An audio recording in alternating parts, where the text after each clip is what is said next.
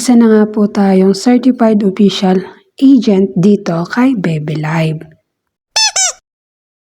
Hello everyone! Hello po mga ka-Majesty and welcome to Aliens Vlog. So today, panibagong araw, panibagong application na naman ang i-share ko sa inyo. Just keep on watching!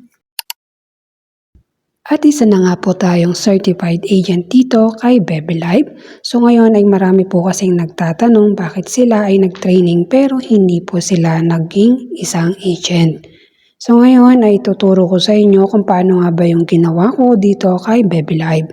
So ngayon ay umattend po ako ng training ng 3 hours mula alas 7 hanggang alas 9 ng gabi. Ayan. Unang step nga lang po ay kailangan mo pong mag-appoint ng schedule para sa training kung gusto mong maging isang agent dito kay Bebe Live. So ngayon ay minilagay ako dyan sa comment section, i-click mo nga lang po yung link para makapag-settle ka ng appointment dito kay Bebe Live. So madali lang naman po yung settlement, kailangan may apps ka na para makuha mo ang iyong ID. At ganito po ang loob ng booking appointment details. First, kailangan yung full name mo, email, contact number, address, agency name. So, ito yung agency name mo. And then, Bebe Lab ID o yung ID mo sa yung account. Tapos, dito yung live stream app mo kung saan ka naka-experience sa pagiging agent. Tapos, dito ilalagay mo kung saan ka ipiprepared na agency. And then dito magsasettle ka ng date, meron ditong date at meron ditong time, and then book my training schedule. Kapag nasettle mo na yan ay meron nga pong email na marireceive sa iyong email na nilagay. So kung nakikita nyo po, booking confirm, hi Erlyn Bunaw, your training schedule has been successfully. So training schedule ko po ay Saturday, February 28, 7 to 9 p.m. At kung araw na nga po ng schedule mo ay makaka-receive ka po ng email na galing sa Bebe Lab admin na invitation from unknown sender na kailangan mo na daw po mag-join with Google Meet dahil po mag-start na ang iyong schedule. Kapag onboarding ka na nga po, dito ay may isa-sign ka uli na form. So yung form na yon ay attendance nyo para maklear nila na ikaw ay umattend ng training program. So shoutout po pala sa mga nakasama kong agency dito sa training program ng February 8.